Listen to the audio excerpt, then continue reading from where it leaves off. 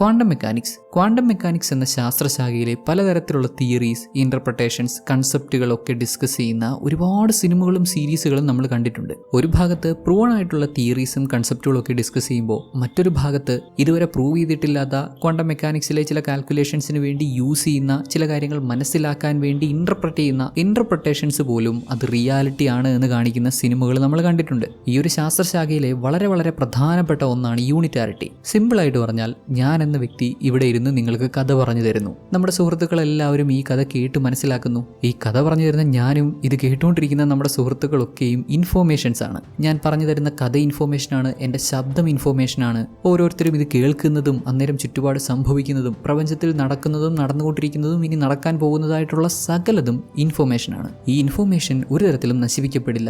Black ഹോളിന് പോലും ഇത് നശിപ്പിക്കാൻ സാധിക്കില്ല. ഇന്നലെ നമ്മൾ എങ്ങനെയായിരുന്നു എന്നുള്ള ഇൻഫോർമേഷൻ പ്രപഞ്ചത്തിലുണ്ട്. ഇനി നാളെ എങ്ങനെയാകും എന്നുള്ള ഇൻഫോർമേഷൻ പ്രപഞ്ചത്തിലുണ്ട്. ഈ ഇൻഫോർമേഷൻസ് കൃത്യമായി കണ്ടെത്തി ഡീകോഡ് ചെയ്യാൻ സാധിച്ചാലോ, എൻക്രിപ്റ്റഡ് ആയി കിടക്കുന്ന ഇതിനെല്ലാം ഡീക്രിപ്റ്റ് ചെയ്യാൻ പറ്റുന്ന ഒരു കോഡ്, ഒരു സിസ്റ്റം, അതാണ് ഡെവ്സ് എന്ന ഈ കഥയിൽ നമ്മൾ കേട്ട് മനസ്സിലാക്കാൻ പോകുന്നത്. ഈ കൺസെപ്റ്റുകളൊക്കെ കേട്ട് മനസ്സിലാക്കാനും പഠിക്കാനും ഇഷ്ടപ്പെടുന്ന ഒരു വ്യക്തിയാണെന്നുണ്ടെങ്കിൽ ഇതൊരു അടിപൊളി എക്സ്പീരിയൻസ് ആയിരിക്കും. ഈ കഥയും കഥയിൽ പറയുന്ന കൺസെപ്റ്റുകളും ഒക്കെ നമുക്കിവിടെ വ്യക്തമായി ക്ലിയർ ആയിട്ട് കേട്ട് മനസ്സിലാക്കാം. നമ്മുടെ കഥാനായിക ലില്ലി അവളുടെ ബോയ് ഫ്രണ്ടിന്റെ കൂടെ രാവിലെ ജോലിക്ക് പോകാൻ തയ്യാറെടുക്കുകയാണ്. ഇരുവരും അമായ എന്ന കമ്പനിയിലാണ് വർക്ക് ചെയ്യുന്നത്. ക്വാണ്ടം മെക്കാനിക്സും അതുമായി ബന്ധപ്പെട്ട റിസർച്ചുകളിലുമൊക്കെ ഈ കമ്പനിയാണ് ഇപ്പോൾ മുൻപന്തിയിൽ.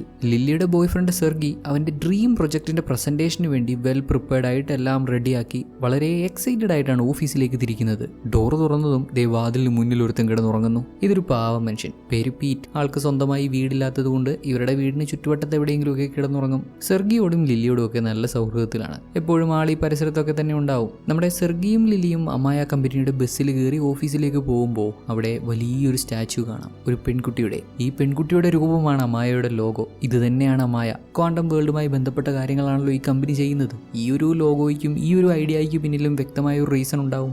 ഓഫീസിലെത്തിയതും നമ്മുടെ ലില്ലി സെർഗിയോട് എല്ലാ കാര്യങ്ങളും നന്നായിട്ട് പ്രസന്റ് ചെയ്ത് അവരെ ഇംപ്രസ് ചെയ്ത് ഉദ്ദേശിക്കുന്ന പോലെ കാര്യങ്ങളൊക്കെ നടത്തിയെടുത്തിട്ട് വരാൻ പറഞ്ഞു. അങ്ങനെ സെർഗിയും സുഹൃത്തുക്കളും കമ്പനി CEO ഫോറസ്റ്റിന്റെ മുന്നിൽ അവരുടെ പ്രൊജക്ട് കാണിക്കുവാണ്. Future prediction. Quantum mechanics use ചെയ്ത് ഫ്യൂച്ചർ പ്രെഡിക്റ്റ് ചെയ്യാൻ സാധിക്കുമല്ലോ. ഒരു ചെറിയ വിരയെ വെച്ച് ഇവർക്ക് ഫ്യൂച്ചർ പ്രെഡിക്റ്റ് ചെയ്യാൻ സാധിച്ചെന്ന്. ഒരു 10 സെക്കൻഡ് കഴിയുമ്പോൾ ആ വിര ഏത് ഫോമിൽ വരുമെന്ന് നേരത്തെ തന്നെ ഇവർ പ്രെഡിക്റ്റ് ചെയ്ത് സെറ്റ് ചെയ്ത് വെച്ചു. അതുപോലെ തന്നെ സംഭവിക്കുന്നുണ്ട്. That's impressive. കമ്പനി CEO ഫോറസ്റ്റും അദ്ദേഹത്തിന്റെ ഇപ്പോഴത്തെ ഗേൾ ഫ്രണ്ട് എന്നൊക്കെ പറയപ്പെടുന്ന KT എന്ന പുള്ളിക്കാരിയും ഇംപ്രസ് ആയി. അതുവരെയും സിമുലേഷൻ നല്ല രീതിയിൽ വർക്കായെങ്കിലും അധിക നേരം സിമുലേഷൻ കറക്റ്റായിട്ട് വർക്കായില്ല. വിരയുടെ മൂവ്മെന്റ്സിനനുസരിച്ച് കുറച്ച് സമയമൊക്കെ നല്ല രീതിയിൽ ആക്യുറേറ്റ് ആയിട്ടുള്ള റിസൾട്ട്സ് കാണിച്ചെങ്കിലും ഏകദേശം ഒരു 30 സെക്കൻഡ് കഴിഞ്ഞപ്പോഴേക്കും സിമുലേഷൻ പാളി. തീർച്ചയായും ഇതൊരു പ്രശ്നമാണ്. സ്റ്റേബിൾ ആയിട്ട് ഫ്യൂച്ചർ പ്രൊഡിക്റ്റ് ചെയ്തുകൊണ്ടിരിക്കാൻ ഇവരുടെ സിസ്റ്റത്തിന് സാധിക്കുന്നില്ല എന്നുള്ളൊരു പ്രശ്നമുണ്ടെങ്കിലും കുറച്ച് സമയത്തേക്കെങ്കിലും ഇത് കൃത്യമായി ചെയ്യാൻ ആ സിസ്റ്റത്തിന് സാധിച്ചല്ലോ. അതുകൊണ്ട് നമ്മുടെ സെർഗിയോട് AI ഡിപ്പാർട്ട്മെന്റിലെ ഇവന്റെ ജോലിയൊക്കെ നിർത്തിയിട്ട് ഡെവലപ്മെന്റിലേക്ക് മാറാൻ താല്പര്യമുണ്ടോ എന്ന് ചോദിച്ചു. ഒരേ കമ്പനിയുടെ ഭാഗമാണെങ്കിലും ഡെവലപ്മെന്റ് കുറച്ചധികം സീക്രട്ട് ആയിട്ടുള്ള ഒരു സെക്ഷനാണ്.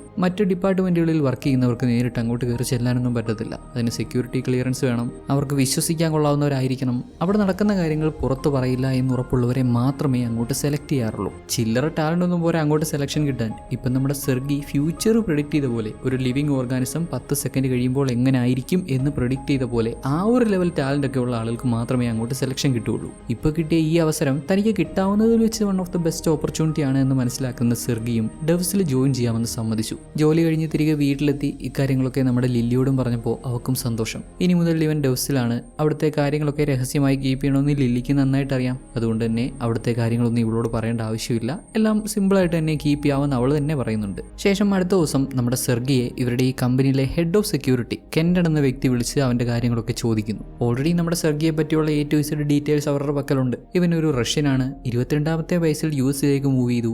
MIT, അതിനുശേഷം ഒരു സ്റ്റാർട്ടപ്പ് തുടങ്ങി ഫെയിലായി. പിന്നീട് അടുത്ത സ്റ്റാർട്ടപ്പ് തുടങ്ങി അതും ഫെയിലായി. ശേഷം ഇവിടെ അമായയിൽ ജോയിൻ ചെയ്ത് കഴിഞ്ഞ 3 വർഷമായിട്ട് ഇവിടെ ജോലി ചെയ്യുന്നു. ഇവിടെ കോവർക്കറായിട്ടുള്ള ലില്ലി ചാനുമായിട്ട് ഇപ്പോൾ റിലേഷനിലാണ്. ഇവൻ റഷ്യക്കാരനാണ്, ലില്ലി ആവട്ടെ ചൈനക്കാരിയും. ഇതൊക്കെ തന്നെ മതിയല്ലോ.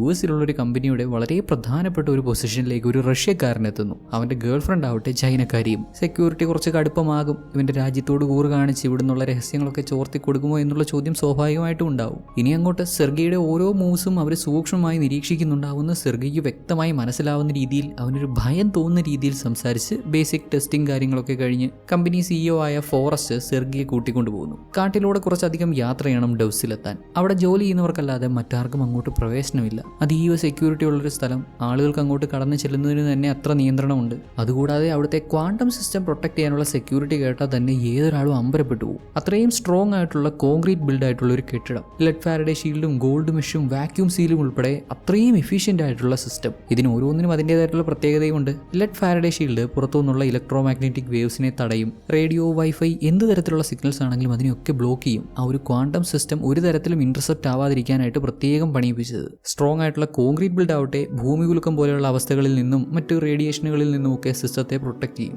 ക്വാണ്ടം പ്രോസസ്സേഴ്സ് ഏറ്റവും എഫിഷ്യന്റ് ആയിട്ട് പ്രവർത്തിക്കാൻ 0 ഡിഗ്രി കെൽവിൻ ടെമ്പറേച്ചർ നിലനിർത്തേണ്ടത് അത്ര അത്യാവശ്യമാണ്. അതുപോലെ എയർ മോളിക്യൂൾസിനെ തടയണം. ക്യൂബിറ്റിന്റെ 7 അയലത്ത് എയർ മോളിക്യൂൾസ് വരാൻ പാടില്ല. സൗണ്ട് വേവ്സും വൈബ്രേഷൻസും മറ്റു തരത്തിലുള്ള നോയ്സുകളും ഒക്കെ ക്യാൻസൽ ചെയ്ത് കളയാനായിട്ട് വാക്യൂം സീൽസും ഉണ്ട്. ഇത്രയും കണ്ടപ്പോൾ തന്നെ സെർഗിയുടെ കിളി പോയി. ഇതുകൂടാതെ അകത്തേക്ക് പോകാനുള്ള പാത്ത് വേ ഒരു ഫിസിക്കൽ സപ്പോർട്ടിലല്ല പ്രവർത്തിക്കുന്നത്. പൂർണ്ണമായും ആ ഒരു സ്ട്രക്ചർ പൂർണ്ണമായും ഇലക്ട്രോ മാഗ്നറ്റിക് ഫീൽഡിലാണ് നിൽക്കുന്നത്. ഒരു ഫിസിക്കൽ സപ്പോർട്ടും ഇല്ല. Literally they are flying. ആ ഒരു സിസ്റ്റം മുഴുവൻ അങ്ങനെയാണ് നിർത്തിയിരിക്കുന്നത്. സെർഗിക്ക് ഒരു 10 സെക്കൻഡ് കഴിഞ്ഞിട്ടുള്ള ഫ്യൂച്ചർ, ഒരു ലിവിങ് ഓർഗാനിസത്തിന്റെ ഫ്യൂച്ചർ പ്രെഡിക്റ്റ് ചെയ്യാൻ പറ്റിയത് വലിയൊരു സംഭവമാണെന്ന് കരുതുന്നുണ്ടെങ്കിൽ ഇത് വെച്ച് നോക്കുമ്പോൾ അതൊന്നും ഒന്നുമല്ല. ഇതിപ്പോൾ താനൊരു മാജിക് ലോകത്ത് എത്തിപ്പെട്ടിരിക്കുന്ന അവസ്ഥയിലാണ് സെർഗി എല്ലാം കണ്ട് മനസ്സിലാക്കുന്നത്. ഈ നൂറ്റാണ്ടിലെങ്ങും പോസിബിൾ ആവത്തില്ല, ഒരുപാട് മുന്നോട്ട് പോയെങ്കിലേ പോസിബിൾ ആവുള്ളൂ എന്ന് അവൻ വിചാരിച്ചിരുന്ന പല കാര്യങ്ങളും ഇപ്പോൾ അവന് നേരിട്ട് അനുഭവിക്കാൻ സാധിക്കുന്നു. ഇവരിവിടെ ബിൽഡ് ചെയ്ത് വെച്ചിരിക്കുന്ന ക്വാണ്ടം സിസ്റ്റമാണ് താൻ ജീവിതത്തിൽ കണ്ട ഏറ്റവും ബ്യൂട്ടിഫുൾ ആയിട്ടുള്ള തിങ് എന്നും നമ്മുടെ സെർഗി പറയുന്നുണ്ട്. എല്ലാ തരത്തിലും ആൾ ഞെട്ടിത്തെരിച്ചിരിക്കുകയാണെന്ന് നമുക്ക് മനസ്സിലായി. ഇതൊക്കെ ശരി,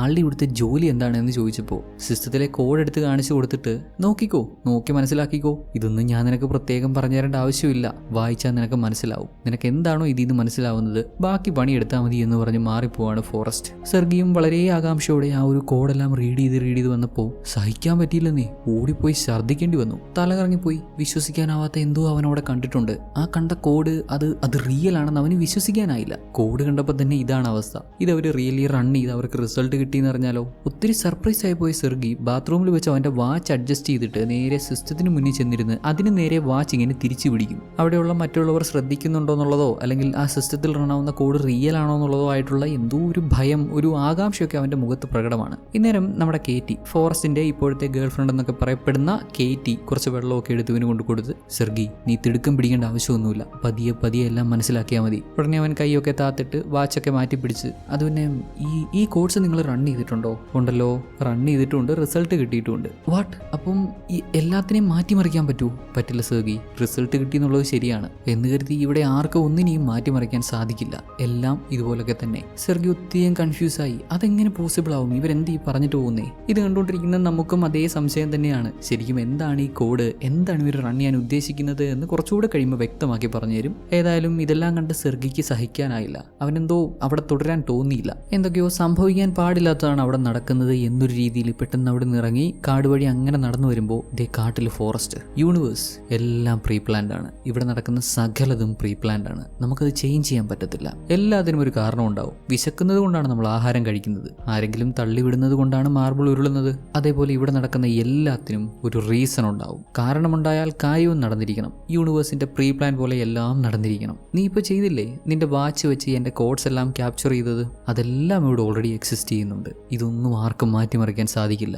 സംഭവം ഇയാൾക്ക് സെർഗി കോഡൊക്കെ ക്യാപ്ചർ ചെയ്തു എന്നുള്ള കാര്യം മനസ്സിലായി. ഇന്ന് സെർഗിക്ക് മനസ്സിലായി. സെർഗി മറ്റാർക്കോ വേണ്ടി ഇവരെ ചതിക്കുമായിരുന്നെന്നും ഇവരുടെ രഹസ്യങ്ങൾ ചോർത്തി അവർക്ക് കൊടുക്കാനാണ് ശ്രമിക്കുന്നതെന്നും അതുൾപ്പെടെ സകലതും യൂണിവേഴ്സിൽ പ്രീ പ്ലാൻഡ് ആണെന്നും അതൊക്കെ ഇവർക്ക് മനസ്സിലാക്കാൻ സാധിക്കും എന്നൊരു ധ്വനിയിലാണ് ഫോറസ്റ്റ് ഇവിടെ സംസാരിക്കുന്നത്. സെർഗി ഇവിടെ ഒരു തെറ്റ് ചെയ്തു. ഇയാൾക്ക് വേണമെങ്കിൽ ഇവനെ പണിഷ് ചെയ്യാം, പിടിച്ച് പോലീസിനെ ഏൽപ്പിക്കാം, അല്ലെങ്കിൽ ഇവർക്ക് തന്നെ എന്തെങ്കിലും ചെയ്യാം, മേ ബി കൊന്നുകളയാം. അങ്ങനെയൊക്കെ തീരുമാനിക്കാം ഇയാൾക്ക് അതിനുള്ള പവറുണ്ട്. എന്നാൽ ഫോറസ്റ്റ് ഇവിടെ ഇതിൻ്റെയൊക്കെ റീസൺ ഇങ്ങനെ വിവരിക്കുകയാണ്. സെർഗി എന്തുകൊണ്ട് ഇങ്ങനെ ചെയ്തു, എന്തുകൊണ്ടാണ് സെർഗിയുടെ ലൈഫിൽ ഇങ്ങനെയുള്ള തീരുമാനങ്ങളിലൂടെയൊക്കെ അവന് കടന്നു വരേണ്ടി വന്നത്, അവൻ്റെ സാഹചര്യം എന്തായിരുന്നു, എസ്പെഷ്യലി യൂണിവേഴ്സ് എങ്ങനെ അവനെ ഈ പോയിന്റിൽ എത്തിച്ചു, എന്തൊക്കെ കാര്യങ്ങളിലൂടെ കടത്തിവിട്ട്, എന്തൊക്കെ കാരണങ്ങളിലൂടെ കടത്തിവിട്ടാണ് ഈ ഒരു അവസ്ഥയിലേക്ക് അവനെ എത്തിച്ചത്. ഇങ്ങനെ ഒരുമാതിരി തെറ്റ് ചെയ്ത ഒരാളുടെ മുന്നിൽ അയാൾ എന്തുകൊണ്ട് തെറ്റ് ചെയ്തു, എന്തുകൊണ്ട് തെറ്റ് ചെയ്യാൻ കാരണമായി, ഇതൊന്നും അയാളുടെ മിസ്റ്റേക്ക് അല്ലെങ്കിലും അതിൻ്റെ വരും വരാഴിക അയാൾ തന്നെ അനുഭവിക്കണം, അതും ആർക്കും മാറ്റിമറിക്കാൻ സാധിക്കില്ല എന്നുള്ള രീതിയിലാണ് ഇയാൾ സംസാരിക്കുന്നത്. ചുരുക്കി പറഞ്ഞാൽ യൂണിവേഴ്സിൽ നടക്കുന്ന സകല കാര്യങ്ങളും പ്രീ പ്ലാൻഡ് ആണ്. അതങ്ങനെ തന്നെ സംഭവിച്ചേ മതിയാവുള്ളൂ.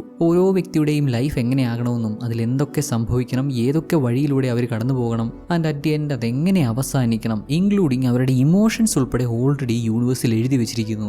ഫോറസ്റ്റ് ഇങ്ങനെ ഇങ്ങനെ ഒരു അർത്ഥത്തിൽ സംസാരിച്ചപ്പോൾ സെർഗി വല്ലാണ്ടങ്ങ് പേടിച്ചു. ഇതുവരെ അവൻ്റെ ലൈഫിൽ സംഭവിച്ച കാര്യങ്ങളും ഇനി സംഭവിക്കാൻ പോകുന്ന കാര്യങ്ങളും ഒരിക്കലും അവന് മാറ്റാൻ പറ്റില്ല. ഇനി സംഭവിക്കാൻ പോകുന്ന കാര്യങ്ങളെപ്പറ്റി ചിന്തിച്ച് വരാനിരിക്കുന്ന വിധി അല്ലെങ്കിൽ പ്രീ പ്ലാൻഡ് ഡെസ്റ്റിനി ഓർത്ത് പുള്ളിക്കാരൻ ഒത്തിരി അങ്ങ് പേടിക്കുന്നുണ്ട്. നിപ്പി വിറച്ചു പോകുന്ന നമ്മുടെ സെർഗിയെ ഫോറസ്റ്റ് ആശ്വസിപ്പിക്കുന്ന പോലെ, എടാ ഇതൊന്നും നിന്റെ തെറ്റാണെന്ന് നീ കരുതണ്ട, നിനക്ക് വേറെ ഓപ്ഷൻ ഇല്ല, ഇതിങ്ങനെ സംഭവിച്ചേ പറ്റുള്ളൂ. എന്നെ ചതിക്കണമെന്ന് നീ തീരുമാനിച്ചതും അതിനുശേഷം സംഭവിക്കേണ്ട കാര്യങ്ങളും എല്ലാം പ്രീ പ്ലാൻഡ് അല്ലേ. ഇതെല്ലാം പറഞ്ഞു കൊടുക്കുന്ന ഫോറസ്റ്റിന്റെ മുഖത്തും വിഷമം പ്രകടമാണ്. സംഭവിക്കാൻ പോകുന്ന കാര്യങ്ങൾ മോശമാണെന്ന് അയാൾക്കറിയാം, എന്നാൽ അയാളെ കൊണ്ട് അത് തടഞ്ഞു നിർത്താൻ സാധിക്കില്ല. വെപ്രാളത്തിൽ സെർഗി അവിടുന്ന് ഓടി രക്ഷപ്പെടാൻ ശ്രമിച്ചു. എന്നാൽ കമ്പനി സെക്യൂരിറ്റി ഹെഡായിട്ടുള്ള കെൻഡൺ വന്ന് അവനെ പിടിച്ച് അവന്റെ മുഖത്തൂടെ കവറിട്ട് ശ്വാസം മുട്ടിച്ച് അവനെ കൊന്നുകളയാണ്. ഈ സംഭവിക്കുന്നതൊക്കെ വടി വിഴുങ്ങിയ പോലെ ഫോറസ്റ്റ് അവിടെ നിന്ന് കാണുന്നുണ്ടെങ്കിലും ഇതിൽ തനിക്ക് ഒന്നും ചെയ്യാൻ പറ്റില്ല, ഇങ്ങനെ സംഭവിച്ചേ പറ്റൂ എന്നുള്ള മട്ടിൽ പുള്ളിക്കാരൻ തൊട്ടു മുമ്പ് പറഞ്ഞ പോലെ യാതൊരു തരത്തിലും സംഭവിക്കുന്നതിൽ ഒന്നും മാറ്റം വരുത്താൻ പറ്റില്ല എന്നുള്ള മൈൻഡ് സെറ്റിലെല്ലാം അങ്ങനെ നോക്കി നിൽക്കുകയാണ്. വേണമെങ്കിൽ ഫോറസ്റ്റിന് ഇതൊക്കെ തടയാറുന്നല്ലോ എന്ന് നമുക്ക് തോന്നും. സെർഗി കളക്ട് ചെയ്ത തെളിവ് നശിപ്പിച്ച് കളയുകയോ സെർഗിയെ പിടിച്ച് ജയിലിലിടുകയോ അവനെ കൊല്ലുന്നതിന് പകരം മറ്റൊരുപാട് ഓപ്ഷൻസ് ഉണ്ടായിരുന്നല്ലോ. എന്നാൽ അതൊന്നും സാധ്യമല്ല, ഇങ്ങനെ മാത്രമാണ് സാധ്യം എന്ന് ഫോറസ്റ്റ് ഉറപ്പിച്ച് പറയുന്നതിന്റെ കാര്യം എന്താ? ആ സംഭവമാണ് ഹൈലൈറ്റ്. ഇയാൾ നാഴികയ്ക്ക് 40 വട്ടം എവരിതിങ് ഈസ് പ്രീ പ്ലാൻഡ് എന്ന് പറയുന്നത് എന്താണെന്ന് കുറച്ച് മുന്നോട്ടിലും നമുക്ക് മനസ്സിലാവും. രാത്രി ഏറെ വൈകിയിട്ടും സെർഗി വീട്ടിലെത്താത്തത് കൊണ്ട് ലില്ലി അവളുടെ സുഹൃത്തിനെ വിളിച്ച് കാര്യം പറയുന്നുണ്ട്. എന്താ അവൻ ഇതുവരെ വന്നില്ലേ? നീ വിഷമിക്കൊന്നും വേണ്ട ലില്ലി, അവൻ എന്തായാലും വരും, കുറച്ച് ലേറ്റ് ആയെന്നല്ലേ ഉള്ളൂ, സാരമില്ല, നീ കിടന്നുറങ്ങിക്കോ. ശേഷം അടുത്ത ദിവസം രാവിലെ ലില്ലി എണീറ്റപ്പോഴും സെർഗി വന്നിട്ടില്ല. തിരക്ക് പിടിച്ച് അവൾ ഓഫീസിലെത്തി. അവിടുത്തെ സെക്യൂരിറ്റി ഹെഡ് കെൻഡന്റെ അടുത്ത് ഇന്ന പോലെ കാര്യങ്ങളൊക്കെ പറയുമ്പോൾ യാതൊന്നും അറിഞ്ഞിട്ടില്ല എന്നുള്ള മട്ടില്, സെർഗിയെ അറിയേയില്ല എന്നുള്ള മട്ടിൽ പുള്ളിക്കാരൻ ഇതെല്ലാം ഇങ്ങനെ കേട്ടിരിക്കുക. എന്താ അഭിനയം, എവിടുന്നാണോ ഇങ്ങനെ ട്രെയിനിങ് കിട്ടിയത്, ഒന്നും അറിഞ്ഞിട്ടില്ലാത്ത മാതിരി.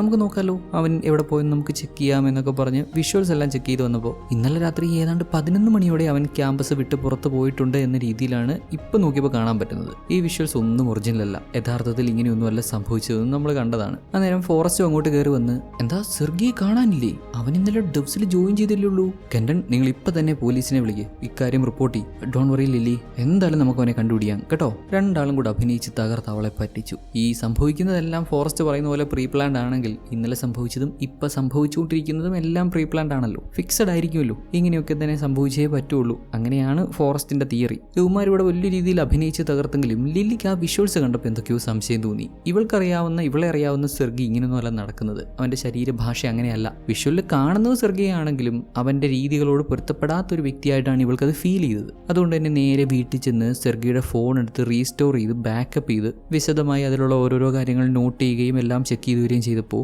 ഒരു സുഡോക്കു ഗെയിം ഉണ്ട്, പാസ്വേഡ് പ്രൊട്ടക്റ്റഡ് ആയിട്ടുള്ള ഒരു സുഡോക്കു ഗെയിം. അതിനർത്ഥം അതൊരു ഗെയിം അല്ല. സാധാ ഒരു സുഡോക്കു ഗെയിം ആണെങ്കിൽ പാസ്വേഡ് ഇട്ട് പ്രൊട്ടക്ട് ചെയ്യേണ്ട ആവശ്യമില്ലല്ലോ. ചുമ്മാ ഒരു റാൻഡം പാസ്വേഡ് എൻ്റർ ചെയ്ത് നോക്കി. സെർഗിയുടെ ഫോൺ പാസ്വേഡ് ഒക്കെ ഇവൾക്ക് അറിയാം. എൻ്റർ ചെയ്ത് നോക്കിയപ്പോൾ തെറ്റാണ്, 2 അറ്റംപ്റ്റ് കൂടി അവശേഷിക്കുന്നുള്ളൂ. അതും തെറ്റിയ ഡാറ്റാസ് മൊത്തം ഡിലീറ്റ് ചെയ്യപ്പെടുമെന്നാണ് കാണിക്കുന്നത്. അതോടെ ഒരു കാര്യം ഉറപ്പ്, അത്രത്തോളം ഇമ്പോർട്ടൻ്റ് ആയിട്ടുള്ള എന്തൊക്കെയോ കാര്യങ്ങൾ സെർഗി മറച്ചു വെച്ചിട്ടുണ്ട്.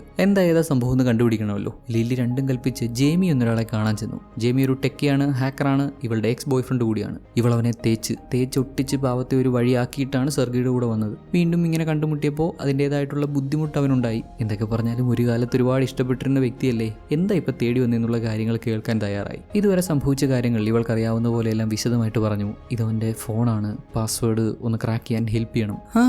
അതായത് നിന്റെ ഇപ്പോഴത്തെ ബോയ് ഫ്രണ്ടിനെ കാണാനല്ല, അവനെ കണ്ടുപിടിക്കാൻ എൻ്റെ ഹെൽപ്പ് വേണം. ഇവൾക്ക് കുറച്ചെങ്കിലും ഉളുപ്പുണ്ടായിരുന്നെങ്കിൽ ഇപ്പം അങ്ങോട്ട് സഹായം ചോദിച്ച് ചെല്ലത്തില്ലെന്ന് അവൻ പറയാതെ പറയുന്നുണ്ട്. കാരണം ജേമി വിചാരിച്ചിരുന്നത് ഇവൾക്ക് അവനെ ഇഷ്ടമാണെന്നാണ്, രണ്ടാളും സെറ്റാണ്, നല്ല രീതിയിൽ മുന്നോട്ട് പോകും എന്നൊക്കെ കരുതിയിരുന്നു. ഇവൾക്ക് അമ്മായിയിൽ ജോലി കിട്ടിയപ്പോൾ അവൻ ഭയങ്കര ഹാപ്പി ആയിരുന്നു. നല്ലൊരു ഓപ്പർച്യൂണിറ്റി, കരിയറിൽ ഒരുപാട് ഗ്രോത്ത് ഉണ്ടാവും, എല്ലാ തരത്തിലും ലൈഫ് നല്ല രീതിയിൽ മുന്നോട്ട് പോകുന്നു എന്നൊക്കെ വിചാരിച്ചിരുന്നപ്പോൾ ലില്ലി സെർഗിയെ കണ്ടുമുട്ടി. അങ്ങനെ അവരിഷ്ടത്തിലാവുന്നു. ജേമിയോട് പ്രോപ്പറായിട്ട് കാര്യങ്ങളൊന്നും പറയാതെ ഒരു ദിവസം അങ്ങ് മൂവ് ചെയ്തെന്ന് ലിറ്ററലി ഇട്ടിട്ട് പോയെന്ന്. ഇങ്ങനെ ഒരുത്തിയെ ഹെൽപ്പ് ചെയ്യേണ്ട ആവശ്യമുണ്ടോ?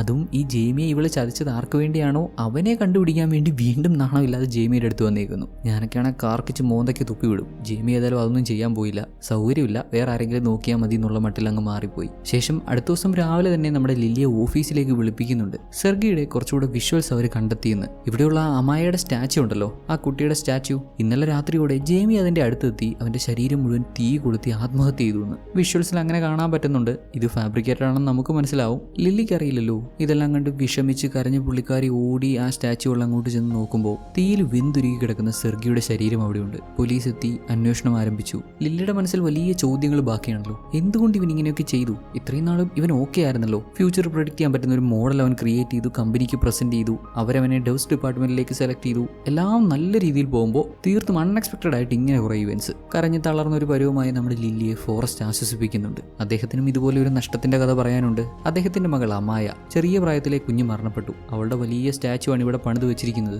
അമായയുടെ മരണം ഇദ്ദേഹത്തിന് മുന്നിൽ മൾട്ടിപ്പിൾ അവസ്ഥകൾ തുറന്നു കൊടുക്കുന്ന ഒരു ഫീൽ ആയിരുന്നു.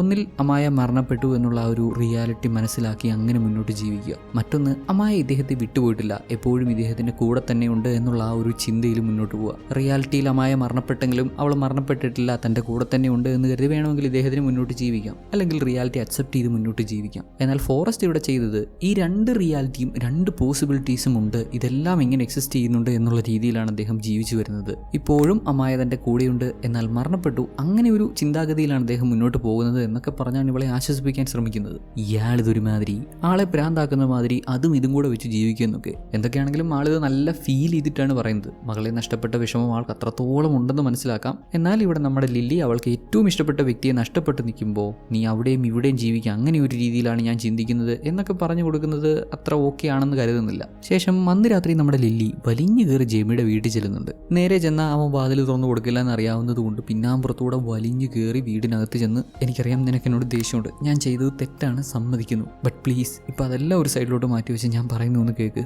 സെർഗി മരിച്ചു, എനിക്ക് ഈ സംഭവിക്കുന്നതെല്ലാം അക്സെപ്റ്റ് ചെയ്യാൻ പറ്റുന്നില്ല, ഐ നീഡ് യുവർ ഹെൽപ്പ് എന്നൊക്കെ ഇവള് പറഞ്ഞപ്പോൾ അവനും സഹായിക്കാൻ തയ്യാറായി. അങ്ങനെ സെർഗിയുടെ ഫോണിലുള്ള സുഡോക്കു ആപ്പിന്റെ ഡീറ്റെയിൽസ് എല്ലാം ചെക്ക് ചെയ്ത് വന്നപ്പോൾ ഇതുപയോഗിച്ച് ഇവൻ റഷ്യയിലേക്കാണ് മെസ്സേജ് അയച്ചിരിക്കുന്നത്. എന്തൊക്കെയാണ് അയച്ചിരിക്കുന്നതെന്ന് അറിയണമെങ്കിൽ അൺലോക്ക് ചെയ്യണം. ഇവർക്ക് പാസ്വേഡ് അറിയാത്തതുകൊണ്ട് ഈ ഒരു കേസിൽ അത് ബ്രേക്ക് ചെയ്യണം. പക്ഷേ അങ്ങനെ ബ്രേക്ക് ചെയ്താൽ ടോട്ടലി ക്രാഷ് ആവാനുള്ള സാധ്യതയുണ്ട്. കാരണം കഴിഞ്ഞ 4 വർഷമായിട്ട് സെർഗി അത് അപ്ഡേറ്റ് ചെയ്തിട്ടില്ല. ഓൾഡർ വേർഷനാണ് യൂസ് ചെയ്യുന്നത്. ഇനിയിപ്പോൾ ആകെ ഒരേ ഒരു അറ്റംപ്റ്റ് മാത്രമേ അവശേഷിക്കുന്നുള്ളൂ. ഓൾറെഡി 2 തവണ, ഒന്നല്ല 2 തവണ നമ്മുടെ ലില്ലി റോങ് പാസ്വേഡ് അടിച്ചിരുന്നു. ഇത് ക്രാക്ക് ചെയ്യാൻ ശ്രമിച്ചാൽ ഡാറ്റ വൈപ്പ് ആവാനുള്ള സാധ്യതയുണ്ട് എന്ന് ഓർപ്പിച്ചുകൊണ്ട് തന്നെ ജാമി അത് ക്രാക്ക് ചെയ്തു. അതിലുണ്ടായിരുന്ന സകല ഡാറ്റയും A to Z എല്ലാ കാര്യങ്ങളും അതിൽ തന്നെയുണ്ട്, ഒന്നും നഷ്ടപ്പെട്ടിട്ടില്ല. അതിലുള്ള ഡീറ്റെയിൽസ് എല്ലാം ലില്ലിക്ക് പ്രൈവറ്റ് ആയിട്ട് വായിക്കാനാണ് ഇഷ്ടം. ഇനിയൊരു പക്ഷേ സെർഗി ഒരു റഷ്യൻ സ്പൈ ആണെങ്കിലോ, എന്തൊക്കെയാണ് അവൻ അയച്ചിരിക്കുന്ന മെസ്സേജ് എന്ന് നോക്കിയ കാര്യം വിശദമായിട്ട് അറിയാം. ഏതായാലും സുഡോക്കു അൺലോക്ക് ആക്കി കിട്ടി. സഹായിച്ച ജാമി ഒന്ന് ഹഗ് ചെയ്ത് ഹീറോയിനോട് തിരികെ പോകുന്നു. ഇതേസമയം അമായയിലെ സെക്യൂരിറ്റി ഹെഡ് കെൻഡൻ ഫോറസ്റ്റിന്റെ അടുത്ത് നിന്ന് സെർഗിയുടെ കൊലപാതകം അതൊരു ആത്മഹത്യ തന്നെയാണെന്ന് പോലീസ് സ്ഥിരീകരിച്ചു. കേസ് ആ ഒരു വഴിക്കാണ് നീങ്ങുന്നത്, ഇവർക്ക് കൂടുതൽ പ്രശ്നമാവില്ല എന്നറിയിക്കുന്നുണ്ട്. കൂടാതെ CEO ഫോറസ്റ്റിന്റെ കയ്യിൽ ഒത്തിരി പണമുണ്ടെന്നും അതൊക്കെ വൈസായിട്ട് യൂസ് ചെയ്യും, കാറൊക്കെ ഒന്ന് അപ്ഗ്രേഡ് ചെയ്യും, നല്ല കാറ് വാങ്ങ് എന്നൊക്കെ കെൻഡൻ പറയുന്നുണ്ട്. പൈസ ഉണ്ടെങ്കിലും മകള് കൂടെ ഇല്ല എന്നുള്ള വിഷമത്തിലാണ് അദ്ദേഹം ഓരോ ദിവസവും തള്ളി നീക്കുന്നതെന്ന് ഇദ്ദേഹത്തിന് അറിയാം. കഴിഞ്ഞത് കഴിഞ്ഞു, വിഷമിച്ചിരിക്കാതെ മുന്നോട്ട് നല്ല രീതിയിൽ ജീവിക്കാൻ ശ്രമിക്കുക എന്നുള്ളതാണ് കെൻഡന്റെ പോയിന്റ്. ഇതേസമയം ഡെവ്സിൽ ഇവരുടെ ആ ഒരു കോഡ്സ് പ്രോഗ്രാമിംഗ് യുഗയില്ലേ, അതൊക്കെ കുരിശിലേറ്റപ്പെട്ട ഒരു മനുഷ്യന്റെ അടുത്ത് വരെ ഇവരെ എത്തിച്ചു. ഒരുപാട് വർഷങ്ങൾക്ക് മുമ്പ് സംഭവിച്ചു എന്ന് പറയപ്പെടുന്ന യേശുവിന്റെ കുരിശ് മരണം ഇവർക്കിപ്പോൾ നേരിട്ട് കാണാൻ സാധിക്കുന്നുണ്ട്. ഇത് സിനിമ എന്നുള്ള വീഡിയോ ക്ലിപ്പ് ഒന്നുമല്ല, ഇവർ ക്രിയേറ്റ് ചെയ്ത ക്വാണ്ടം സിസ്റ്റം അത്രത്തോളം ഡാറ്റ ആക്സസ് ചെയ്ത് അന്ന് സംഭവിച്ച കാര്യങ്ങളൊക്കെ ഇപ്പോൾ ഇവർക്ക് ഇങ്ങനെ ലൈവായിട്ട് കാണിച്ചു കൊടുക്കുകയാണ്. യൂണിറ്റാരിറ്റി അറിയില്ലേ, പ്രപഞ്ചത്തിൽ സംഭവിക്കുന്ന എല്ലാ കാര്യങ്ങളും ഇവിടെ തന്നെ കാണും. ഒരു ഫോമിൽ അല്ലെങ്കിൽ മറ്റൊരു ഫോമിൽ ഇവിടെ അത് എക്സിസ്റ്റ് ചെയ്യുന്നുണ്ട്. യേശു ക്രിസ്തു മരിച്ചതും ആ സംഭവങ്ങളും ഒക്കെ അന്നേ കഴിഞ്ഞെങ്കിലും യൂണിവേഴ്സിൽ ഒരു കോഡ് ഭാഷയിൽ ഇതെല്ലാം എക്സിസ്റ്റ് ചെയ്യുന്നുണ്ട്. ഇൻഫോർമേഷൻ ഒരിക്കലും നശിച്ചു പോവില്ല. ഇവരിപ്പോൾ ഇവരുടെ ക്വാണ്ടം സിസ്റ്റം യൂസ് ചെയ്ത് ആ ഒരു ഇൻഫോർമേഷനെ ഡീകോഡ് ചെയ്തിരിക്കുകയാണ്. ഈ ഒരു സിസ്റ്റം ഉപയോഗിച്ച് പാസ്റ്റിൽ സംഭവിച്ചു കഴിഞ്ഞ എന്തൊരു കാര്യവും, ഇപ്പോൾ പ്രസന്റിൽ സംഭവിച്ചുകൊണ്ടിരിക്കുന്ന കാര്യവും ഇനിയിപ്പോൾ ഫ്യൂച്ചറിൽ നടക്കാൻ പോകുന്ന കാര്യങ്ങളും കാണാൻ സാധിക്കും. എന്തിനെ പറ്റിയും അറിയാൻ സാധിക്കുമെന്നുള്ളതാണ്. ഒരാളുടെ ഭാവി അറിയണോ, അറിയാൻ പറ്റും. പ്രപഞ്ചത്തിന്റെ രഹസ്യങ്ങളൊക്കെ മനസ്സിലാക്കണോ, മനസ്സിലാക്കാൻ പറ്റും. ഇനി ഭാവിയിൽ എന്തൊക്കെ സംഭവിക്കാൻ പോകുന്നു അതുപോലും അറിയാൻ സാധിക്കും. അത്രത്തോളം ഡാറ്റ റിച്ച് ആണ്. പാസ്റ്റും പ്രസന്റും ഒക്കെ അറിയാൻ സാധിക്കും, ഫ്യൂച്ചർ പ്രിഡിക്റ്റ് ചെയ്യാനും സാധിക്കും. ഇത്രയും എഫിഷ്യന്റ് ആയിട്ടുള്ള ഈ ഒരു സിസ്റ്റം കണ്ടാൽ സെർഗി എന്നല്ല ഏതൊരു മനുഷ്യനാണെങ്കിലും അമ്പരപ്പെട്ടു പോകും. ഇവിടെ നമ്മുടെ ലില്ലി അവളുടെ വീട്ടിലിരുന്ന് ആ ഒരു ഗെയിമിനകത്തുള്ള സുഡോക്കുവിനകത്തുള്ള ചാറ്റ്സ് ഒക്കെ വായിക്കുവാണ്. അധികം വായിക്കേണ്ടി വന്നില്ല സെർഗി ഒരു സ്പൈ ആണെന്ന് മനസ്സിലാക്കാൻ. ഒരുപാട് കാര്യങ്ങളൊന്നും അതിൽ ഡിസ്കസ് ചെയ്യുന്നില്ല. എപ്പോൾ മീറ്റ് ചെയ്യണം, എവിടെ വെച്ച് മീറ്റ് ചെയ്യണം, ഡെവ്സിൽ എത്തിയോ, പ്രസന്റേഷൻ എങ്ങനെ പോയി, അത് ഇത് അങ്ങനെയൊക്കെയുള്ള കാര്യങ്ങളാണ് സംസാരിച്ചിട്ടുള്ളത്. സെർഗി കൊല്ലപ്പെട്ടതിന് ശേഷം സെർഗിയോട് ചാറ്റ് ചെയ്തിരുന്ന വ്യക്തി കുറേ തവണ റെസ്പോണ്ട് ചെയ്യാനൊക്കെ ആവശ്യപ്പെട്ടിട്ടുണ്ട്. അതിന് ലില്ലി മറുപടിയായി മീറ്റ് എന്ന് മെസ്സേജ് അയച്ചു. ഉടനടി അപ്പുറത്തുള്ള ആൾക്ക് പിടികിട്ടി ഇത് ലില്ലിയാണെന്ന്. മീറ്റ് ചെയ്യാനാണെങ്കിൽ നാളെ രാവിലെ 9 മണിക്ക് ഒരു ബ്രിഡ്ജിന്റെ അവിടെ എത്താൻ ആവശ്യപ്പെട്ടു. അധികം താമസിയാതെ ആ ചാറ്റ് മൊത്തം ഡിലീറ്റ് ചെയ്യപ്പെടുന്നുണ്ട്. ഇവൾക്ക് കുറച്ചൊക്കെ പേടിയാവുന്നുണ്ട്. താൻ ഇത്രയും നാൾ വിശ്വസിച്ചിരുന്ന തന്റെ ബോയ് ഫ്രണ്ട് ഒരു സ്പൈ ആണ്, അവൻ ഒരുപാട് കാര്യങ്ങൾ തന്നിൽ നിന്ന് മറച്ചു വെച്ചിട്ടുണ്ട്. ഇപ്പോൾ അവനുമായി ബന്ധമുള്ള ഏതോ വ്യക്തി കാണാൻ വിളിച്ചിരിക്കുന്നു. പേടിയുണ്ടെങ്കിലും പോകാതിരിക്കാൻ തോന്നുന്നില്ല. സെർഗിയുടെ മരണത്തിൽ എന്തോ ദുരൂഹതയുണ്ടെന്ന് ഇവൾക്ക് തോന്നിയിരുന്നല്ലോ, അതെന്താണെന്ന് കണ്ടുപിടിക്കണം. സെർഗി ആരാണ് ശരിക്കും? ഇവർ കരുതുന്ന പോലെ ഒരു ചാരനാണോ? എന്തായിരുന്നു അവന്റെ ലക്ഷ്യം? എന്തിനാണ് ഡെവ്സിലേക്ക് കടക്കാൻ ഇത്രയും നാൾ ശ്രമിച്ചുകൊണ്ടിരുന്നത് എന്നൊക്കെയുള്ള ചോദ്യങ്ങൾക്ക് ഉത്തരം കിട്ടണം. അടുത്ത ദിവസം രാവിലെ തന്നെ ലില്ലിയ ബ്രിഡ്ജിന്റെ അവിടെ എത്തി. ഇവൾക്ക് വേണ്ടി റഷ്യക്കാരനായ ആന്റൺ അവിടെ കാത്തു നിൽക്കുന്നുണ്ടായിരുന്നു. സെർഗി റഷ്യയിലുണ്ടായിരുന്ന സമയം മുതലേ, അവൻ UG പഠിക്കുന്ന ആ ഒരു കാലഘട്ടം മുതലേ അവൻ റഷ്യ റഷ്യൻ ഇന്റലിജൻസിന്റെ ഭാഗമായിരുന്നു എന്നാണ് ഇദ്ദേഹം പറയുന്നത്. അപ്പോൾ ഇത്രയും നാൾ സെർഗി തന്നെ പറ്റിക്കുമായിരുന്നില്ല എന്നൊരു തോന്നലുണ്ട് ലില്ലിക്ക്. ആന്റൺ കൊടുക്കുന്ന ഉത്തരവാവട്ടെ ഇദ്ദേഹത്തിന് ഒരു ഭാര്യയും 3 മക്കളും ഉണ്ട്. അവർക്ക് ഇദ്ദേഹത്തിന്റെ ജോലി എന്താണെന്ന് ഒരറിവുമില്ല എന്ന് കരുതി ഇദ്ദേഹത്തിന് ഇദ്ദേഹത്തിന്റെ ഭാര്യയെയും കുട്ടികളെയും ഇഷ്ടമല്ലാതാവുന്നുമില്ല. സെർഗിക്ക് ലില്ലിയെ ഇഷ്ടമായിരുന്നു. എന്നാൽ അവന്റെ റിയൽ ജോലി എന്താണ്, എങ്ങനെയാണ് ഇത് ഓപ്പറേറ്റ് ചെയ്യുന്നത് തുടങ്ങിയിട്ടുള്ള കാര്യങ്ങളൊന്നും ഇവളോട് തുറന്നു പറയാൻ പറ്റില്ലല്ലോ. ഈ കഴിഞ്ഞ ഈ നാളുകളൊക്കെ അവൻ വളരെ പ്രധാനപ്പെട്ട ഒരു മിഷനിൽ വർക്ക് ചെയ്തുകൊണ്ടിരിക്കുകയായിരുന്നെന്നും സെർഗിയെ പ്രൊട്ടക്ട് ചെയ്യാനും സെർഗിയുടെ ഗേൾഫ്രണ്ട് ആയിട്ടുള്ള ലില്ലിയെ പ്രൊട്ടക്ട് ചെയ്യാനുമാണ് ആന്റോണിന്റെ ചുമതല എന്നും ഇദ്ദേഹം പറയുന്നുണ്ട്. അൺഫോർച്ചുനേറ്റ്ലി സെർഗിയെ പ്രൊട്ടക്ട് ചെയ്യാൻ ഇദ്ദേഹത്തിന് സാധിച്ചില്ല. ലില്ലി വീഡിയോയിൽ കണ്ട പോലെ സെർഗി അവന്റെ ജീവിതം അവസാനിപ്പിച്ചതല്ല, തീർച്ചയായും അതൊരു കൊലപാതകം തന്നെയാണ്. സെർഗിയെ അവർ കൊന്നുകളഞ്ഞതാണെന്ന് ഇദ്ദേഹം ഉറപ്പിച്ച് പറയുന്നുണ്ട്. സെർഗിയെ ഇവരെ ഏൽപ്പിച്ചിരുന്ന ജോലി ഡെവ്സ് എന്താണെന്ന് മനസ്സിലാക്കുക എന്നുള്ളതാണ്. അതിനവൻ ശ്രമിച്ചപ്പോൾ അവൻ കൊല്ലപ്പെട്ടു. അപ്പോൾ അവരെന്തൊക്കെയോ രഹസ്യങ്ങൾ മറയ്ക്കുന്നുണ്ടല്ലോ. അതെന്താണെന്നും എന്തുകൊണ്ടാണ് അവർ സെർഗിയെ കൊന്നത് എന്ന് മനസ്സിലാക്കണമെങ്കിലും ഇദ്ദേഹത്തിന് വേണ്ടി വർക്ക് ചെയ്യാൻ ആവശ്യപ്പെടുകയാണ്. നീ പേടിക്കൊന്നും വേണ്ട ലില്ലി, നീ സേഫ് ആയിരിക്കും, നിന്റെ പ്രൊട്ടക്ഷൻ എന്റെ ഉത്തരവാദിത്തമാണ്. സെർഗിയുടെ ഫോൺ ഓൾറെഡി വൈപ്പ് ചെയ്ത് കഴിഞ്ഞു. ഇനി നിനക്ക് എന്നെ കോൺടാക്ട് ചെയ്യണമെങ്കിൽ നിന്റെ ബെഡ്റൂമിൽ നീ ജനാലയുടെ അടുത്ത് വെക്കുന്ന ആ ചെയറില്ലേ, അത് ജസ്റ്റ് അവിടെ നിന്ന് മാറ്റി വെച്ചാൽ മതി. ഞാൻ നിന്നെ അങ്ങോട്ട് കോൺടാക്ട് ചെയ്തോളാം. പുള്ളി പറഞ്ഞു കേട്ടില്ലേ, ബെഡ്റൂമിൽ ജനാലയുടെ അടുത്തിടുന്ന ആ ഒരു കസേര മാറ്റി വെച്ച് കഴിഞ്ഞാൽ ഇങ്ങനെ അങ്ങോട്ട് കോൺടാക്ട് ചെയ്തോളാമെന്ന്. അതിനർത്ഥം 24/7 ഇവർ അവളെ നിരീക്ഷിച്ചുകൊണ്ടിരിക്കുക. ഇക്കാലത്തൊന്നും ആർക്കും ഒരു പ്രൈവറ്റ് ലൈഫ് ഇല്ല, ഒരു രഹസ്യവും അങ്ങനെ പൂർണ്ണമായി മറച്ചു വെക്കാൻ സാധിക്കില്ലെന്നും പുള്ളിക്കാരൻ വെട്ടി തുറന്ന് പറയുന്നുണ്ട്. ലില്ലി ഒരുമാതിരി ചെകുത്താനും കടലിലും നടുകായ അവസ്ഥയിലാണ്. ഇയാൾക്ക് വേണ്ടി വർക്ക് ചെയ്യാനോട്ട് താല്പര്യവും ഇല്ല. എന്നാൽ സെർഗി എങ്ങനെയാണ് കൊല്ലപ്പെട്ടത്, ആരാണ് അവനെ കൊന്നത് എന്ന് അറിയാൻ ആഗ്രഹമുണ്ട്. ഇവരിങ്ങനെ സംസാരിക്കുന്നതൊക്കെ കുറച്ച് ദൂരം മാറി എന്ന് കെൻഡൻ കാണുന്നുണ്ടായിരുന്നു. ഹെഡ് ഓഫ് സെക്യൂരിറ്റി ആയിപ്പോയില്ലേ, കമ്പനിക്ക് പ്രശ്നം വരാത്ത രീതിയിലെല്ലാം ഒതുക്കി തീർക്കണമല്ലോ. ഇതേ സമയം ഡെവ്സിൽ നമ്മുടെ ഫോറസ്റ്റ് അവർ ക്രിയേറ്റ് ചെയ്തിട്ടുള്ള ആ ഒരു ക്വാണ്ടം സിസ്റ്റത്തിലൂടെ ഇദ്ദേഹത്തിന്റെ മകൾ ജീവനോടെ ഉണ്ടായിരുന്ന സമയത്ത് കൊച്ച് കളിക്കുന്ന കുറേ വിഷ്വൽസ് ഒക്കെ ഇങ്ങനെ കാണുന്നുണ്ട്. ഈ ഒരു ഹോൾ സിസ്റ്റം ഇതിന്റെ മാക്സിമം എഫിഷ്യൻസിയിൽ എത്തിക്കണമെന്നുള്ളതാണ് ഫോറസ്റ്റിന്റെ ആവശ്യം. അദ്ദേഹം പറയുന്ന അത്ര ആ ഒരു ലെവലിലേക്ക് എത്താൻ പ്രാക്ടിക്കലി കുറേയധികം പ്രശ്നങ്ങളുണ്ട് എന്ന് ഇവിടെ വർക്ക് ചെയ്യുന്നവർ പറയുന്നുണ്ടെങ്കിലും നമുക്ക് ശ്രമിച്ചു നോക്കാം, എന്തായാലും നമ്മളെ കൊണ്ട് സാധിക്കും എന്നുള്ളൊരു ഉറപ്പിലാണ് ഫോറസ്റ്റ് സംസാരിക്കുന്നത്. മോസ്റ്റ് പ്രോബ്ലി ഇയാൾ ഫ്യൂച്ചർ നോക്കിയിട്ടുണ്ടാവാം, അവിടെ എന്താണ് സംഭവിക്കുന്നത് എന്ന് ഇദ്ദേഹത്തിന് മനസ്സിലായിട്ടുണ്ടാവാം. അതിനൊക്കെ ശേഷം അന്ന് വൈകുന്നേരം നമ്മുടെ ലില്ലി തിരിച്ച് വീട്ടിൽ ചെല്ലുമ്പോൾ ജേമി അവിടെയുണ്ട്. ഇന്നലെ ആ ആപ്ലിക്കേഷനൊക്കെ അൺലോക്ക് ചെയ്ത് കൊടുത്തതിന് ശേഷം ആൾക്കൊന്ന് സമാധാനമായിട്ടിരിക്കാൻ പറ്റിയിട്ടില്ല. ഇവളെ അവന് നന്നായിട്ട് അറിയാലോ. സെർഗിയുടെ പഴയ മെസ്സേജസ് ഒക്കെ നോക്കുന്നത് മാത്രമല്ലാതെ ഒരുപക്ഷെ സെർഗിയുമായിട്ട് കോൺടാക്ട് ചെയ്തിരുന്ന ആളെ ഇവളെ കോൺടാക്ട് ചെയ്യാനുള്ള സാധ്യതയുണ്ട്. അത് ഇവളെ അപകടത്തിൽ ചാടിച്ചേക്കാം എന്നൊരു പേടി തോന്നിയിട്ടാണ് അവനിപ്പോൾ വന്നത്. ലില്ലി ആവട്ടെ ഓൾറെഡി ആന്റോണിനെ മീറ്റ് ചെയ്ത കാര്യമൊന്നും ഇവനോട് പറയുന്നില്ല. അത്തരത്തിൽ ആരെയും കോൺടാക്ട് ചെയ്യാതിരിക്കാൻ ശ്രദ്ധിക്കാമെന്നാണ് പറയുന്നത്. അതേ തുടർന്ന് ജേമിയും ഇവൾക്കിനി എന്താവശ്യം ഉണ്ടെങ്കിലും ഫ്യൂച്ചറിലും എന്താവശ്യം ഉണ്ടെങ്കിലും ഇവനെ കോൺടാക്ട് ചെയ്യാൻ മടിക്കരുത് എന്നും പറയുന്നുണ്ട്.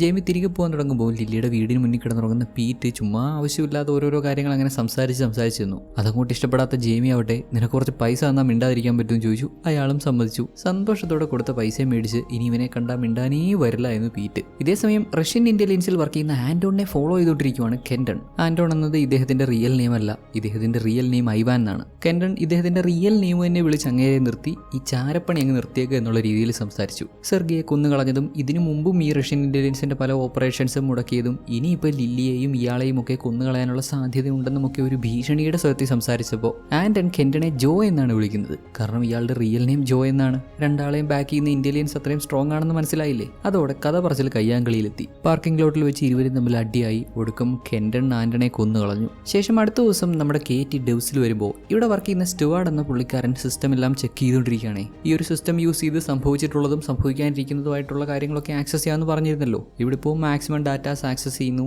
ഇതിലുള്ള പ്രശ്നങ്ങളൊക്കെ പരിഹരിച്ച് ഏറ്റവും പെർഫെക്റ്റ് ആയിട്ട് എല്ലാം കറക്റ്റ് ചെയ്യാൻ ശ്രമിക്കുന്നു. ഇതിനുവേണ്ടി ഈ പുള്ളിക്കാരൻ ഇപ്പോൾ കണ്ടുകൊണ്ടിരിക്കുന്ന വിഷ്വൽസ് എന്താണെന്നോ, ആർത്തറും മെർലിൻ മൺറോയും ബെഡ്റൂമിൽ അതൊക്കെ അത് തന്നെ കണ്ടേലേ ഇങ്ങർക്ക് അത് കറക്റ്റ് ചെയ്യാൻ പറ്റുമെന്ന്. കേറ്റി സ്റ്റുവാർഡിനെ തടയുന്നുണ്ട്. ഇങ്ങനെ ചെയ്യാൻ പാടില്ല, നമുക്കിവിടെ പ്രധാനമായും 2 റൂളാണുള്ളത്. ഒന്ന് ഫ്യൂച്ചറിലേക്ക് നോക്കരുത്, മറ്റൊന്ന് ആളുകളുടെ പ്രൈവസിയിൽ കടന്നു കയറരുത്. നിങ്ങളിപ്പോൾ രണ്ടാമത്താണ് ചെയ്തുകൊണ്ടിരിക്കുന്നത് എന്ന് സ്റ്റുവാർഡിനോട് പറയുന്നുണ്ടെങ്കിലും ഇതിലെന്ത് പ്രൈവസി കേറ്റി, ഇതെല്ലാവർക്കും അറിയാവുന്ന കാര്യമല്ലേ. അവർ സെക്സ് ചെയ്തു, അതിപ്പോൾ നമ്മളിത് ടെസ്റ്റിന്റെ ഭാഗമായിട്ട് കാണുന്നു. ഇദ്ദേഹത്തിന്റെ പ്രശ്നം മനസ്സിലാവുന്നുണ്ട്. എന്തൊക്കെ പറഞ്ഞാലും റൂൾസ് ആണ്, അത് തെറ്റിക്കാൻ പാടില്ല എന്ന് പറഞ്ഞ് കേറ്റി മാറിപ്പോവാണ്. അന്നേ ദിവസം തന്നെ അമായ വിസിറ്റ് ചെയ്യാൻ സെനറ്റർ വരുന്നുണ്ട്. വെറും ഒരു വിസിറ്റ് അല്ല, ഇവിടെ നടക്കുന്ന സംഭവങ്ങളെ പറ്റി അവർക്ക് എന്തൊക്കെയോ സംശയങ്ങൾ തോന്നി തുടങ്ങി. എന്താണ് ഡെവ്സ്, ഡെവലപ്മെന്റ് ആണ് എന്നൊക്കെ പറയുന്നു. എന്നാൽ ഇവിടെ ശരിക്കും സംഭവിക്കുന്നത് എന്താണെന്ന് ഗവൺമെന്റിനോട് മറച്ചു വെക്കുന്നു എന്നൊരു സംശയമുണ്ട്. ഇതേ മേഖലയിൽ ക്വാണ്ടം കമ്പ്യൂട്ടിംഗിൽ മുന്നോട്ട് പോകുന്ന മറ്റു പല കമ്പനികൾക്കും ഫേസ് ചെയ്യുന്ന പ്രശ്നങ്ങളൊന്നും ഇവരുടെ ഈ അമായയ്ക്ക് ഫേസ് ചെയ്യുന്നില്ല. സംഭവം ഇവരെല്ലാത്തിനെയും അതിജീവിച്ച് മുന്നോട്ട് പോകുന്നു. അല്ലെങ്കിൽ ആ ഒരു റേസ് ലീഡ് ചെയ്യുന്നത് തന്നെ ഈ ഒരു കമ്പനിയാണെന്ന് പറയേണ്ടി വരും. വലിയ രീതിയിലാണ് ഇവരുടെ ഇംപ്രൂവ്മെന്റ്സ് ഒക്കെ. ഇവരെന്തൊക്കെയോ കാര്യമായിട്ട് ചെയ്യുന്നുണ്ട്.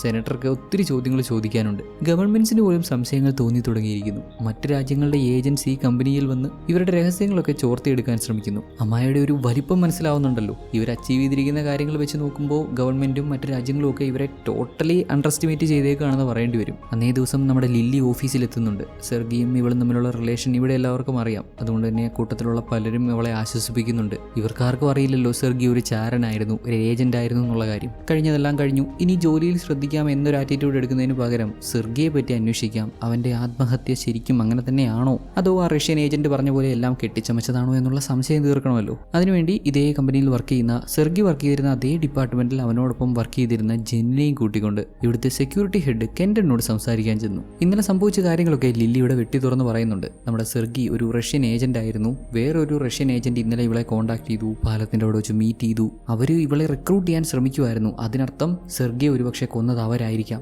ഇവളെ പറയുന്ന പല കാര്യങ്ങളും ഓൾറെഡി കെൻഡൻ അറിയാവുന്നതാണ്. ആ റഷ്യൻ ഏജന്റിനെ ഇന്നലെ തന്നെ ഇങ്ങനെ വകവരുത്തിയിരുന്നു. ഇതെല്ലാം ഇങ്ങനെ പറഞ്ഞ് പ്രകൃതിയിലൊക്കെ ഒരു പാറ്റേൺ ഉണ്ട്, എല്ലായിടത്തും ആ പാറ്റേൺ കാണാൻ പറ്റും. ഇവളുടെ പഴയ ബോയ് ഫ്രണ്ടില് സെർഗിയില് അത് ഇതെന്നൊക്കെ പറഞ്ഞ് ഇയാളെ ഞാൻ കൺഫ്യൂസ് ആക്കി. അപ്പോഴാണ് മനസ്സിലാവുന്നത് ലില്ലിക്ക് മാനസികമായി കുറച്ച് പ്രശ്നങ്ങളൊക്കെ ഉള്ളൊരു വ്യക്തിയാണ്. പാസ്റ്റ് കുറച്ച് പ്രശ്നമാണ് എന്ന് ഇവിടെ കൂട്ടുകാരി സൂചിപ്പിക്കുന്നുണ്ട്. ലിലി വല്ലാണ്ടങ്ങ് പാനിക്കായി. ആരും ഇവളെ വിശ്വസിക്കുന്നില്ല. എല്ലാവരും ഇവൾക്ക് ഭ്രാന്താണെന്നാണ് വിചാരിക്കുന്നത് എന്നൊക്കെ പറഞ്ഞ് അവിടുന്ന് പുറത്തിറങ്ങി ഓഫീസിന് പുറത്ത് ആ ഒരു തില്ലത്തേക്ക് കയറി നിൽക്കുവാണ്. കാല് തെറ്റിയാൽ തെറിച്ച് താഴെ വീഴും. ഇവിടെ നിൽക്കുന്നത് സേഫ് അല്ല. അവൾ ആകെ ഒരുമാതിരി വല്ലാത്ത അവസ്ഥയിലുമാണല്ലോ ഇപ്പോൾ. ഇതേ സമയം കമ്പനിയുടെ കാര്യങ്ങളൊക്കെ സെനറ്റർക്ക് വിവരിച്ചു കൊടുത്ത് അതുവഴി നടന്നു വന്നുകൊണ്ടിരുന്ന ഫോറസ്റ്റ് ലില്ലിയെ കണ്ടു. കെൻഡനെ വിളിച്ച് കാര്യം പറഞ്ഞു. അവളെ സമാധാനിപ്പിച്ച് കൂട്ടിക്കൊണ്ടുപോകാൻ, സേഫ് ആയിട്ട് അവിടെ നിന്ന് ഇറക്കാൻ. കെൻഡൻ ലില്ലി നിൽക്കുന്ന അങ്ങോട്ട് ചെന്നപ്പോൾ പുള്ളിക്കാരി ശുദ്ധവായു കിട്ടാൻ അവിടെ ചെന്ന് നിൽക്കുന്നതാണെന്ന്. ഓ, അത് നല്ലതാണ്. ഇവിടുന്ന് താഴെ വീണ് കഴിഞ്ഞാൽ വായു അത്ര നല്ലതായിരിക്കത്തില്ലേ. ആൾ ക്യാഷ്വലായിട്ട് അവൾ പറഞ്ഞ കാര്യങ്ങളൊക്കെ വിശ്വസിക്കുന്നുണ്ട് എന്നൊക്കെ പറഞ്ഞ് അവളെ സമാധാനിപ്പിക്കാൻ ശ്രമിക്കുന്ന ഇതേ സമയം ഇവളുടെ കൂട്ടുകാരി ജെൻ കെൻഡന്റെ ഓഫീസ് സിസ്റ്റത്തിൽ നിന്ന് അവർക്ക് വേണ്ട ഡാറ്റാസ് എല്ലാം കളക്ട് ചെയ്യുന്നുണ്ട്.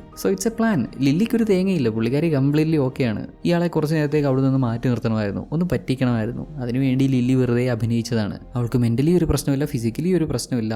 സെർഗിക്ക് എന്താണ് സംഭവിച്ചത്, എക്സാക്ട്ലി എന്താണ് സംഭവിച്ചത് എന്ന് കണ്ടുപിടിക്കുക എന്നുള്ള ഉദ്ദേശത്തിൽ ഇങ്ങനെയൊക്കെ ചെയ്തതാണെന്ന്. അങ്ങനെ ആവശ്യമായ കാര്യങ്ങളൊക്കെ ചോർത്തി നമ്മുടെ ലില്ലി നേരെ ജേമിയുടെ അടുത്തിരുന്നു. കഴിഞ്ഞ തവണത്തേൻ്റെ കൂട്ട് തന്നെ വീടിന് പുറകുവശത്തൂടെ വലിഞ്ഞു കയറി ജനാല വഴി അകത്തിയിരുന്നു. വാട്ടവർ USB കളക്ട് ചെയ്ത സെക്യൂരിറ്റി ഫുട്ടേജസ് ഒക്കെ ജാമിയുടെ ലാപ്പിൽ രണ്ടുപേരും ഇരുന്ന് കണ്ടപ്പോൾ ജാമി ഒരു പ്രത്യേക പാറ്റേൺ അതിൽ നോട്ടീസ് ചെയ്തു. സെർഗി അവന്റെ ശരീരം മുഴുവൻ തീ കൊളുത്തി താഴേക്ക് വീഴുമ്പോൾ മുതലുള്ള എല്ലാ ഫ്രെയിംസിലും ഫ്ലെയിംസ് ഒന്നിലധികം തവണ റിപ്പീറ്റ് ആവുന്നുണ്ട്. അതായത് എക്സാക്ട് സെയിം ഫ്ലെയിം തന്നെ സെറ്റ് ചെയ്ത് വെച്ചിരിക്കുന്ന പോലെ, VFX യൂസ് ചെയ്തിരിക്കുന്ന പോലെ ഫ്ലെയിം പാറ്റേൺ സെയിം ആണ്. ഒറ്റക്കാഴ്ചയിൽ ഇത് ആരും ശ്രദ്ധിക്കാനുള്ള സാധ്യതയില്ല. ഒന്നുകൂടെ ശ്രദ്ധിച്ചു നോക്കിയാൽ കൃത്യമായി പിന്നങ്ങോട്ടുള്ള എല്ലാ ഫ്രെയിംസിലും ഈ ഒരു മിസ്മാച്ച് കാണാൻ പറ്റും. അതിനർത്ഥം ഇത് റിയൽ വിഷ്വൽസ് അല്ല, ഫേക്ക് ചെയ്തതാണ്. സെർഗി ജീവിതം അവസാനിപ്പിച്ചിട്ടില്ല. നമുക്ക് ഓൾറെഡി അറിയാവുന്ന കാര്യമാണ്. ഇവർക്കും അത് വ്യക്തമായി മനസ്സിലായി. സെക്യൂരിറ്റി ടീം സെർഗിയുടെ ബോഡി അവിടെ കൊണ്ടുവന്നിട്ട് ഗ്യാസ് ഒഴിച്ച് തീ കത്തിക്കുമായിരുന്നു. പോലീസും ഫോറൻസിക് ഡിപ്പാർട്ട്മെന്റും ഒക്കെ വരുമ്പോൾ എന്താണ്, ബോഡി എവിടെയുണ്ട്, അത് സെർഗിയുടെ ബോഡി തന്നെയാണെന്ന് അവർ കൺഫേം ചെയ്യും. കമ്പനി ക്രിയേറ്റ് ചെയ്ത ഫേക്ക് വിഷ്വൽസും കൂടെ കാണിച്ചു കൊടുത്തതോടെ പോലീസ് കേസ് അവസാനിപ്പിച്ചു.